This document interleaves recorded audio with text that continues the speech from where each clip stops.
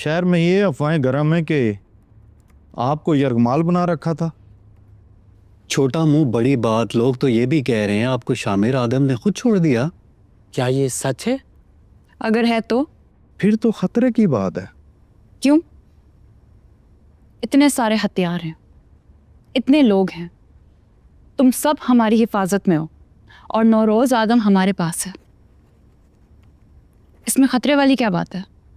इतने सारे हथियार, इतने लोग, प्रोटेक्शन और नौरोज आदम के कैद में होने के बावजूद चंद मामूली अफराद जिन्हें आम फहम जुबान में कीड़े कहते हैं आपको यरगमाल बना गए। ये खतरे की बात है। फिर उसके बाद मौका होते हुए भी शामिर आदम ने आपको नहीं मारा। ये ना समझ में आने वाली बात है। अना बीवी, पैसे पूरे। तुम लोग जा सकते हो। जी।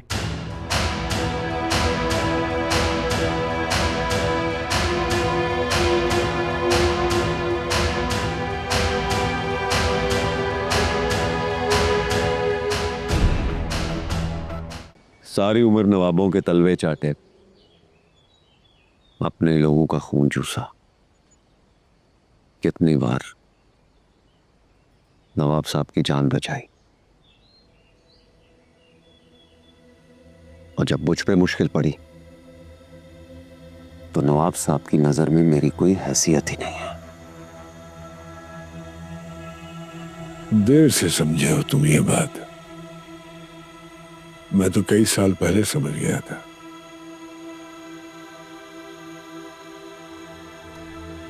मेरा तुम्हारे बेटे के साथ कोई ताल्लुक नहीं, लेकिन फिर भी उसने मेरी जिंदगी बख्शी। मैं तुम्हारे बेटे का कर्जदार हूं, तुम्हारा। मेरे कर्जदार मुझे आप कहकर बुलाते हैं, तुमने।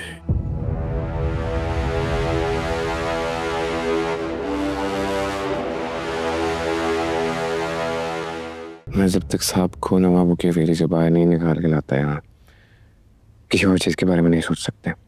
शादी के बारे में तो बिल्कुल नहीं। देखो शामिर, मैं, साहिब और तुम्हारा चचा, हम शुरू से ही चाहते थे कि तुम्हारी शादी मदीहा से हो जाए, लेकिन खैर अब इन हालात में तो ये शादी मुझे भी समझ में नहीं आ रही है। लेकिन तुम्हारी दादी बसद हैं कि तुम्हारी शादी हो जाए। दादी को किस चीज़ की जल्दी है? मुझे नहीं पता। मुझे ऐसा लगता है कि शायद मदीहा बहुत दुखी है, इसीलिए तुम्हारी दादी उसके दुखों पर मरहम रखती है। बात कर लूँ मैं मदीहा से। जब तक साहब बाहर नहीं आते हम किसी और चीज़ के बारे में नहीं सोचेंगे, खास तौर पे ये शादी बारी।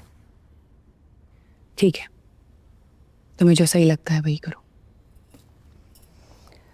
हाँ, तुमसे एक बात करनी थी शामिर। क्या रहे?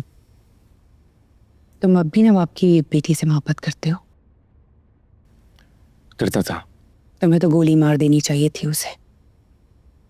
याद रखना कि उनकी कैद में तुम्हारा बाप है।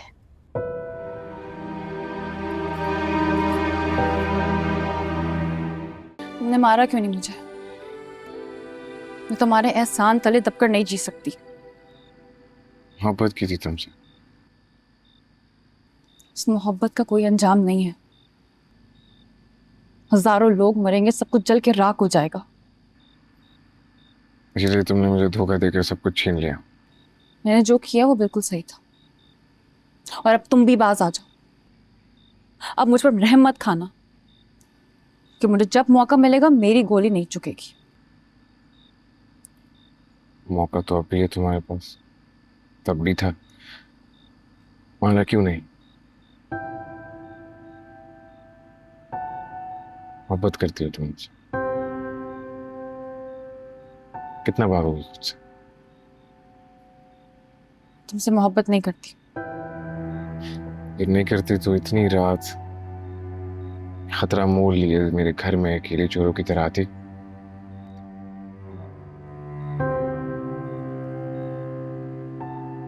और ये जानते हुए भी कि मैं तुम्हें जितना चाहूं नुकसान पहुंचा सकता। मुझे नुकसान नहीं पहुंचाओगे? नहीं, कभी भी नहीं। मैं तुम्हें कभी नुकसान नहीं पहुंचाऊंगा, और अगली बार अगर मौका मिले तो इसी तरह छोड़ दूंगा।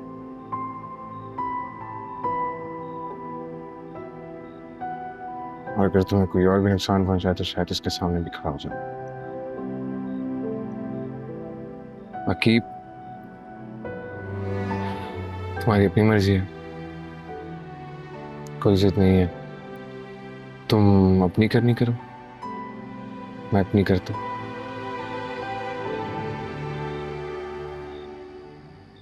जा सकती हो तुम। यहाँ जाने के लिए नहीं आई। ये यहाँ? हाँ, तुमने तो कहा था तुम किसी को भी माफ कर सकते हो, लेकिन इसको नहीं। माफ कहाँ किया इसको? ऐसी सजा दी है कि जिंदगी भर हमें साथ गुजारनी पड़ेगी। तुम पार्था को कोई हाथ तो नहीं। मैं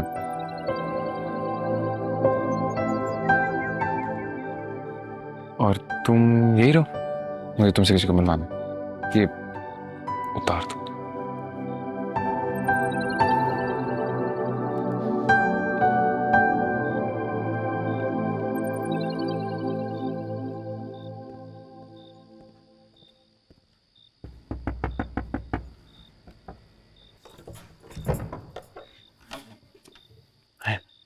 मैं आपको किसी से मिलवाने।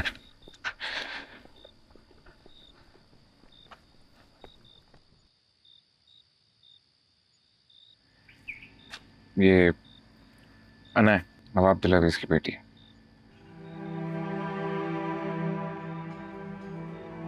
तुम लेकर आए हो इसे यहाँ? नहीं, खुद चल के आई है। तुम्हें यहाँ नहीं आना चाहिए था। तुम जानती हो ना कि नवाबों और आदमों के बीच में एक ही रिश्ता है,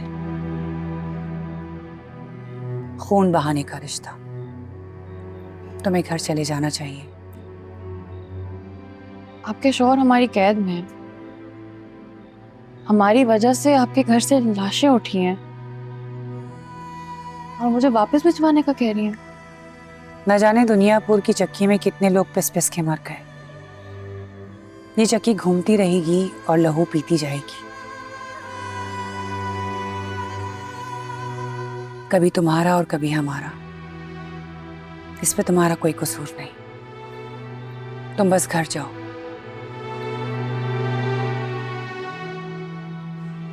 मैंने जो शामिर के साथ किया वो गलत था।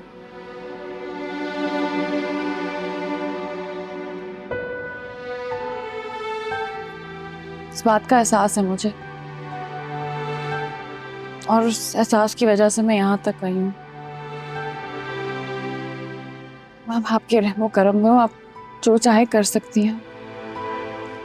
अगर तुम्हें इस बात का एहसास है तो मेरा बेटा भी कमजोर नहीं है कि घर आए हुए मेहमान का फायदा उठाए। तुम जैसे यहाँ आई हो ना, वैसे ही अपने घर जाओगी।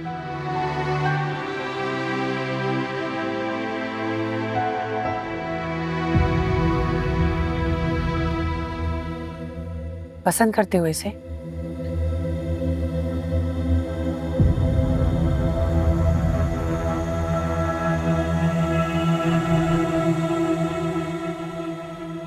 तुमसे पूछने की जरूरत इसलिए नहीं है क्योंकि जानबूझकर कोई भी इतना बड़ा खतरा मोल नहीं ले सकता।